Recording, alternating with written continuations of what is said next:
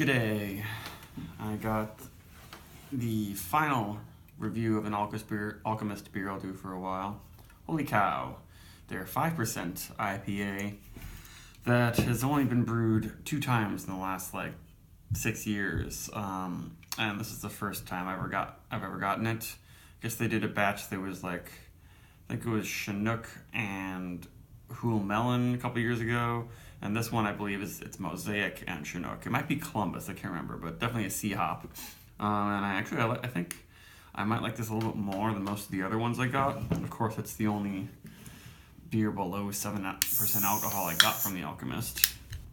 And it's coming up on close to a month old. We'll see if I like it still, but I remember thinking that, it's nice how it's not so big, and they focus on Mosaic, but then also a classic sea hop rather than a big blend like they often do.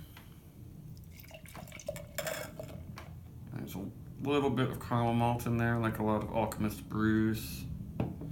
Lots of carbonation, and definitely some chunks have developed in there. Otherwise, pretty clear.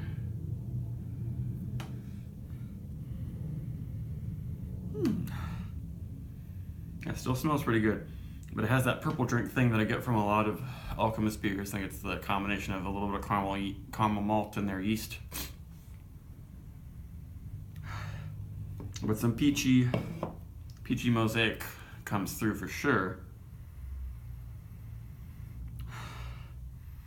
And just a hint of some sort of kind of smoky scallion that sometimes I notice with a Mosaic, especially if it has some other sea hops in the background. It isn't totally garlicky or oniony exactly, though.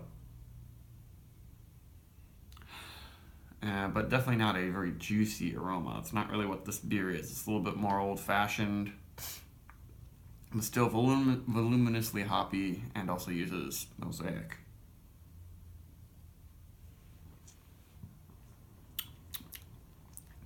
Pretty bitter. It's like one of the drier Alchemists I've ever had, because there's just not much malt in there to balance it. Only 5%, and they make it pretty well attenuated, though there is caramel malt in there just a little bit, kind of giving a sweet malt flavor. There isn't a lot of actual unfermentable or unfermented sugar that's making it really sweet on the tongue. Pretty full body for 5%. But I don't know. Right now I'm not going crazy for it. Maybe it's because it's the first beer I've had today, but it's a little bit harsh, a little bit grassy, grapefruit pithy. It does have some grapefruit, but it's not luscious, ripe grapefruit juiciness. It's definitely got the peel going on in there. I guess I'm not a huge fan right now. I also just realized I have one nostril plugged up a little bit here. And always really nice head and lacing in these Alchemist beers. Good carbonation, but not ridiculously high carbonation. Yeah, just really just peach mixed in with your really bitter citrus rind. Touch of sort of purple drinky Honey Nut Cheerios malt sweetness. Otherwise pretty clean, bitter dry finish. You get used to it after the first sip, but the first sip is kind of rake in your mouth. A little bit tea-like, and a little grassy. But it's kind of nice that with each sip, it doesn't really just get overwhelmingly bitter or something like that. I keep getting more and more fruit. I keep getting every flavor keeps coming on with more you put down the gullet.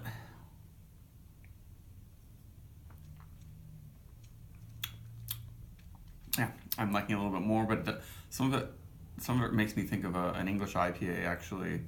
I think it's their yeast strain combined with a little bit of caramel malt and having it be a little bit lower ABV. And for some reason, the combination of Chinook and Mosaic, it's got the fruitiness, but it's got the woodsiness that reminds me a little bit of English hops. I should probably try a true English IPA again and see what what that's like, because it used to be like kind of my favorite style. But I'd probably give this one, you know, close to a 4. There are actually barely any 5% IPAs, or things called IPAs that are 5% in America, which to Americans it has to be like a session IPA if it's 5%. I guess maybe you could call it that, but it's pretty bitter and in your face.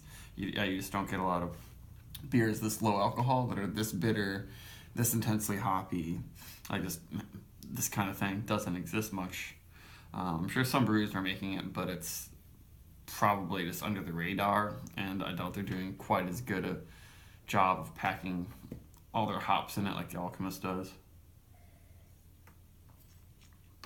Yeah, so probably close to a 4. I'd give this one. It's a little bit like a lemon iced tea I'm noticing right now.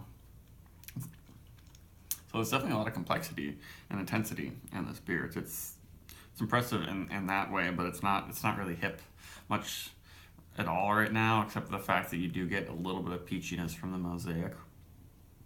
Otherwise, it's just the Alchemist kind of doing what they've been doing for the most part, is not going with trends, even though they have some skadooshas, their rotating IPA, that are super hazy and look like they're going to be juicy, but they're still very Alchemist forward, very bitter, actually. And what I'm not noticing in this one as much is this Tootsie Roll flavor that my friend mentioned about the Galaxy hop skadoosh I had, and that's definitely their yeast. Their yeast is bringing some generic candy flavor that, with certain hops in certain ways, seems to bring out, you know, lots of bright floral, citrus, juicy qualities. But it doesn't really do that. Didn't do that in the Galaxy skadoosh I had. And with this one, I feel like that's bringing out kind of English IPA, English hop characteristics in this beer in particular. But it's worth a try. At least get a 4-pack of it, unless you hate, you know, maybe English IPAs. Then pass on it, I guess. Goodbye.